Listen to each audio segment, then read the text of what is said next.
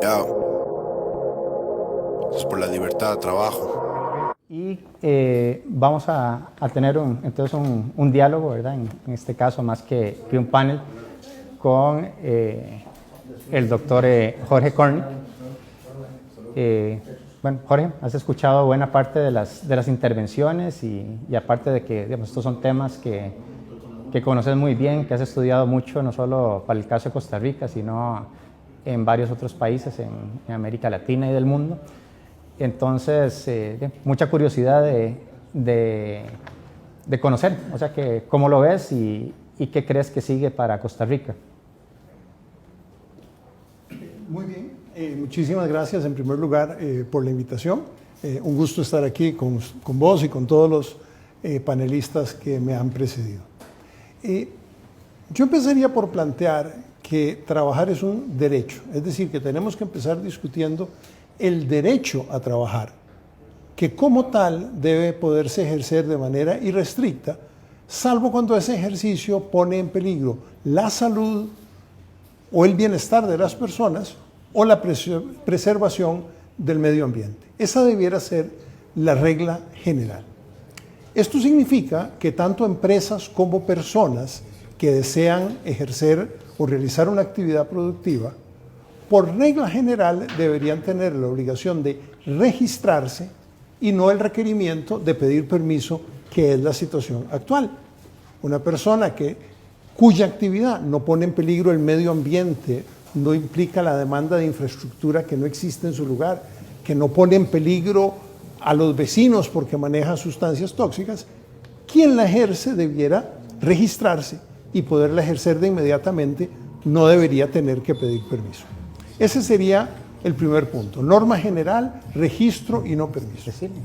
Esto está estrechamente ligado al tema del uso del suelo, en que la regla general debería ser uso mixto y solo por excepción, para actividades que califican, debiera haber uso especializado.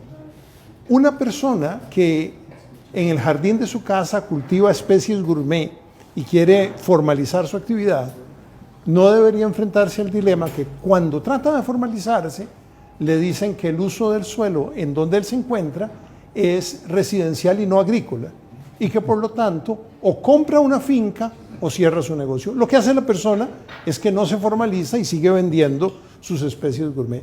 La cosa llega a este nivel de absurdo. Esto es un caso real que está sucediendo en este momento.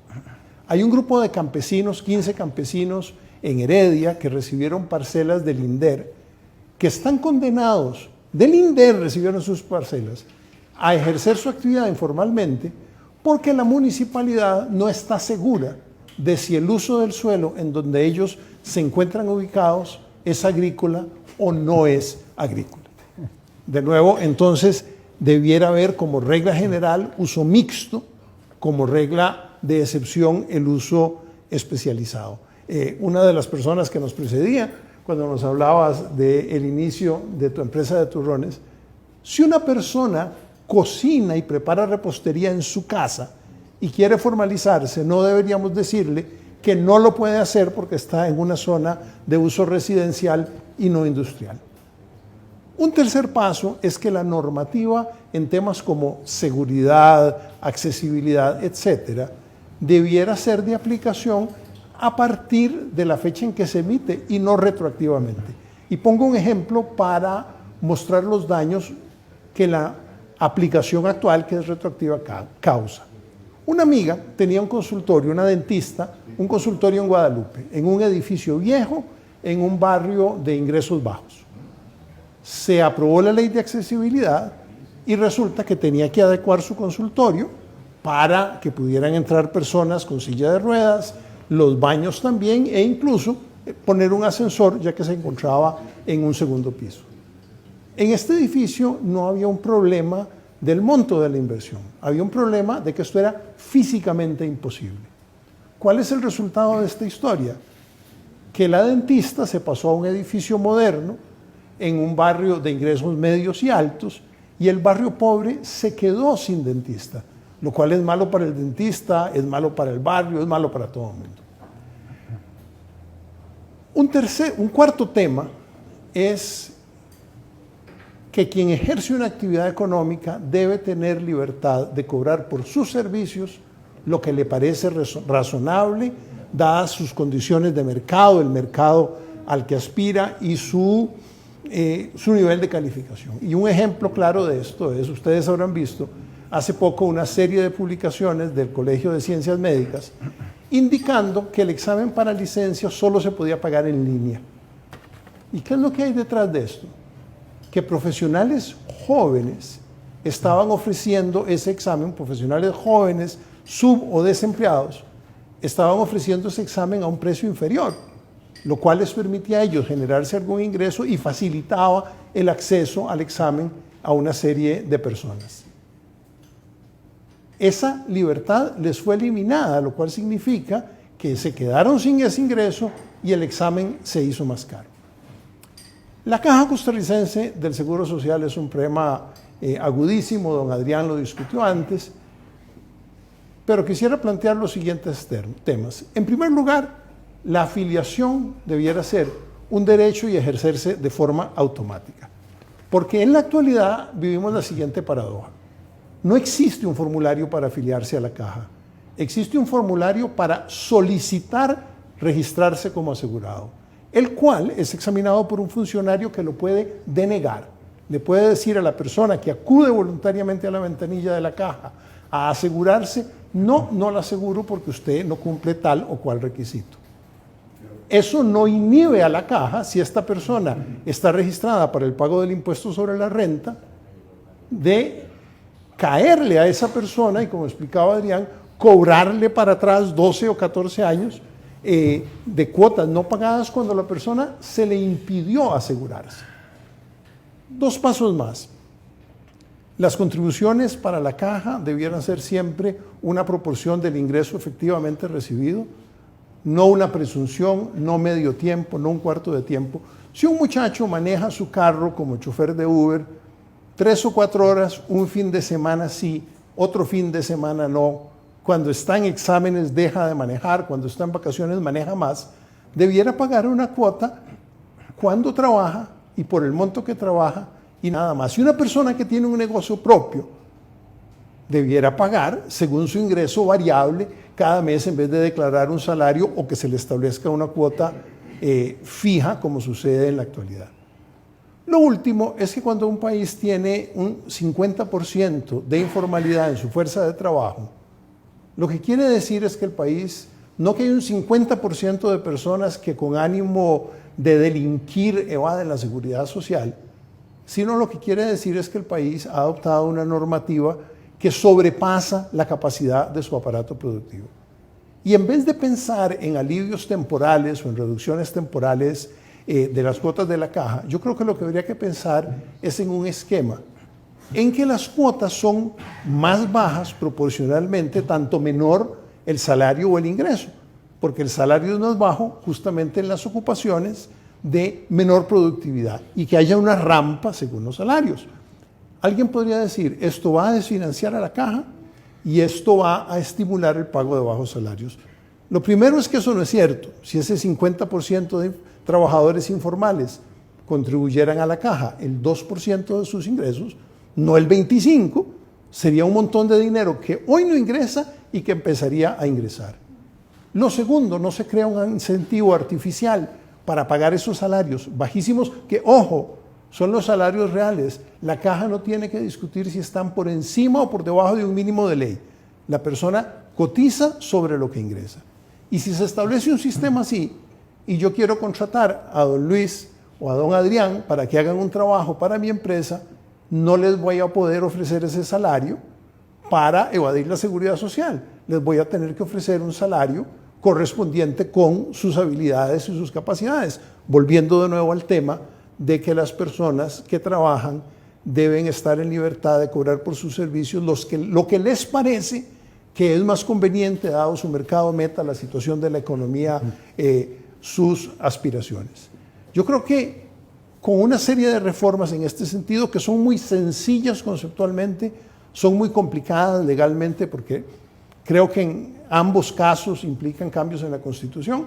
Las municipalidades fijan impuestos de manera independiente, los las patentes municipales, que se deberían cobrar sobre utilidades y no sobre facturación, porque si se hace sobre facturación, una empresa con pérdidas se ve obligada a pagarlo. Y vamos a aprovechar aquí el tema de las industrias artísticas. El impuesto a los espectáculos públicos se cobra sobre el aforo, es decir, sobre el número de personas que se pueden recibir en el lugar en que en que sucede el evento, no sobre la taquilla. Eso imposibilita un montón de eventos, porque si yo tengo que pagar por 400 sillas a X precio del tiquete, aunque asistan 40 personas al evento, lo que hago es imposibilitarlo o conducirlo inevitablemente hacia la informalidad. El resumen es que hay un montón de restricciones absolutamente injustificadas que impiden ejercer el derecho a trabajar. Esto no es una sugerencia de que no debe haber restricciones y regulaciones. Nadie debería pasar por la congoja de que a la casa de a la par alguien establece una fábrica de fuegos artificiales y él no sabe cuándo se le va a quemar su casa por un accidente en la fábrica. Hay restricciones válidas, necesarias, indispensables. La mayor parte de las que tenemos en este momento no cumplen con estos criterios, se establecen por regla general y no por excepción. Y en una economía con 50% de informalidad, 20% de pobreza, 12-13% de desempleo antes de la crisis actual, restringir sin justificación el derecho a trabajar es la cosa más grave que se puede hacer contra el progreso de la nación y el bienestar de las personas. Bueno, Jorge, creo que fue un acierto dejarte para el final, porque si arrancas con este discurso, nos dejas a los demás con muy poco que decir. Pero, dicho eso, ¿cómo transmitirle, digamos, a quienes tienen que tomar las decisiones en este momento, ¿verdad? Que aparte de lo que ya teníamos que era malo, como vos decías, ¿verdad? Estas cifras de pobreza, de desempleo, de informalidad, encima nos cae el virus, literalmente, ya no como individuo, sino como país, ¿verdad? Se pone en una situación complicada a las empresas y a los trabajadores. Entonces, ¿cómo lograr dar los siguientes pasos? ¿Cómo avanzar? ¿Qué crees que se puede hacer? Bueno, yo creo que el país tiene un serio problema en el sentido de que muchos de los cuerpos que regulan la actividad productiva y por supuesto los que legislan, lo mismo que los centros educativos, tienen una visión absolutamente distorsionada de qué es la actividad empresarial. Yo creo que el profesor universitario, no digamos típico, pero una caricatura no demasiado injusta, piensa que el empresario típico se parece un poco a Warren Buffett y su gran problema cotidiano es cómo agrandar la bodega en que guarda lingotes de oro y que si algo no quiere pagar es porque no quiere pagar, porque es una persona descorazonada.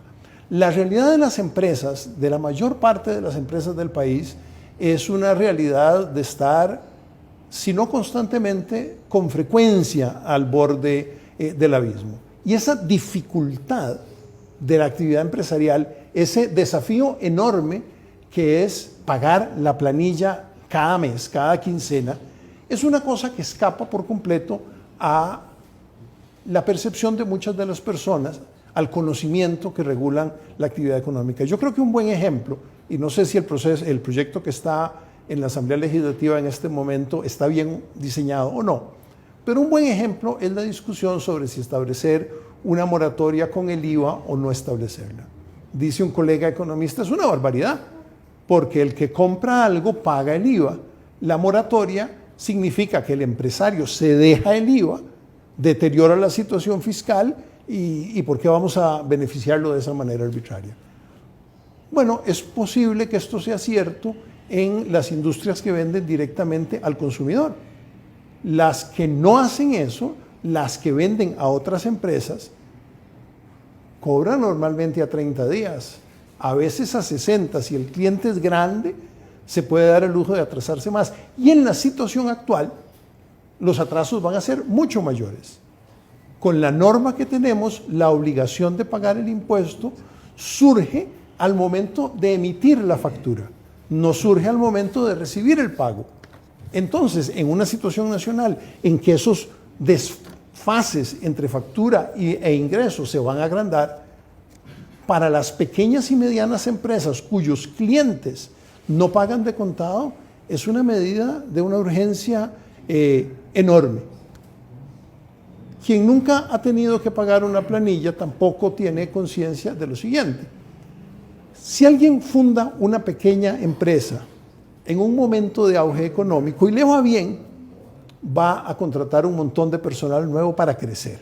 No sé si esto es lo que le pasó a los paleteros. Y cuando su mercado o la economía en general se contrae, se va a ver en la necesidad de reducir su planilla. Y no lo va a poder hacer porque no tiene el recurso, el dinero líquido para reducir la planilla y pagar los costos de liquidación. Y aquí hay un detalle importante, y es que la reserva para el pago de cesantía no es un gasto deducible tributariamente. Entonces, en principio, las empresas tendrían que reservar la plata y perder el costo de oportunidad de lo que podría hacer con ese dinero, y como no se le reconoce tributariamente, la empresa no hace la reserva. Esto no es problema para una empresa de 5,000 empleados, que puede hacer un cálculo de cuántas personas despiden el mes típico y tener una reserva que seguramente es del 5%. Una empresa de 5,000 empleados, salvo en una situación catastrófica, tiene una probabilidad igual a 0 de despedir el 30% de su planilla mañana. Pero en una empresa de 3 empleados, la posibilidad de tener que despedir el 30% de la planilla, o porque un trabajador no rinde bien, o porque el mercado se contrajo, es muy alta. Entonces, al hacer el costo del despido tan alto, esta empresa se quema una sola vez. La segunda vez en que enfrenta un nuevo ciclo económico, la empresa va a ser muy cautelosa porque sabe lo difícil que es ajustar la planilla a las condiciones del mercado. Y esto lo que hace es que destruye posibilidad de crear empleo. En vez de un pago de cesantía, el país debería pensar en un tipo de subsidio al desempleo, que debe ser un ingreso mínimo, no es la pensión de 10 millones, pero que las empresas tengan la libertad de ajustarse a las condiciones de mercado, lo que creo yo va a redundar en una mayor creación promedio de empleo a lo largo del tiempo.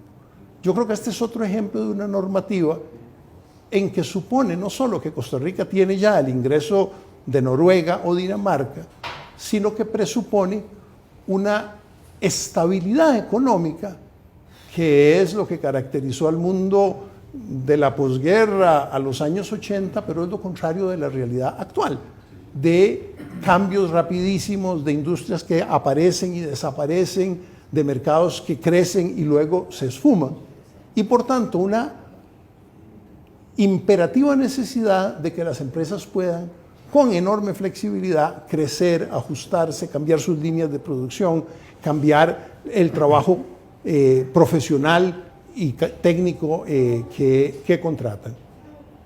Para volver a tu pregunta, yo creo que es necesario un profundo proceso de educación, de la educación pública, de los reguladores, de los tomadores de decisiones y de los legisladores sobre la realidad de la actividad empresarial en Costa Rica, que no es esa fantasía de billonarios que es la que parece, en mi opinión, que tienen en mente cuando uno oye la declaración común de periodistas, legisladores. Cuando un porcentaje alto de los grandes contribuyentes en Costa Rica no paga impuesto de la renta, la reacción creo típica es decir fraude. Mi reacción es enorme preocupación. El nivel de escrutinio al que son sometidos los grandes contribuyentes es impresionante. Cuando aún así no pagan impuestos, sujeto a verificación e investigación, pero mi primera reacción sería preocuparme por la actividad económica del país, cuando ni aún sus empresas líderes son capaces de producir utilidad. No sé, Luis, si contribuí a parcialmente responder tu pregunta. No, has contribuido ampliamente, no solo a responder la pregunta, sino bueno, a este evento que te agradecemos muchísimo el que nos hayas podido acompañar y podido compartir ahí todo este conocimiento de manera tan sintética y acertada. Solo, digamos, tenía una observación, digamos, es más una apreciación mía, que tal vez yo diferiría de lo que mencionaste en términos de la dificultad de lograr estos cambios de manera rápida, porque tal vez podemos usar los ciudadanos y el país en general a nuestro favor el tema de la autonomía de las municipalidades, la autonomía constitucional y la autonomía constitucional de la Caja del Seguro Social. O sea, está en manos de ellos. O sea, lo que sería muy complicado es tratar de arreglar los temas que tienen que ver con la Caja y las municipalidades, algunas decisiones que irían, si quisieran, reclamar a la Sala Constitucional y probablemente pegarían con pared, si nos vamos por la vía legislativa. Pero probablemente sí exista esa libertad para que tomen algunas decisiones quienes tienen la facultad para hacerlo.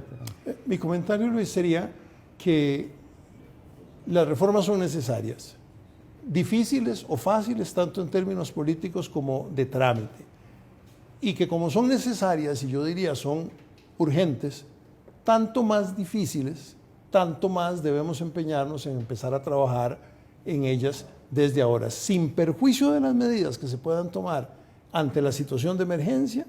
Hay que trabajar ya en las medidas que permitan que el país sea un país, Costa Rica llegue a ser un país mucho más próspero, con un nivel de bienestar mucho más grande, que está al alcance de nuestra mano, y con el laberinto regulatorio injustificado nos impedimos a nosotros mismos alcanzar. Sí, bueno, un total acuerdo en esta afirmación, y yo creo que nos has marcado en buena medida, digamos, cuál es esa ruta que deberíamos seguir como país para cerrar todas estas brechas, ¿verdad? Porque no es solo una en un tema, ¿verdad? Así es. Perdido, son muchísimas brechas que tenemos que cerrar, y coincido en que puede ser que nos tome un día, puede ser que nos tome algunos años, pero que el momento para empezar a avanzar, a cerrar esas brechas y devolverle esa libertad a las personas para que puedan ejercer ese, como lo plantea muy bien, ese derecho al trabajo, poder garantizarlo en Costa Rica, y bueno, ojalá logremos avances importantes en los próximos meses y antes de llegar al bicentenario, ¿verdad?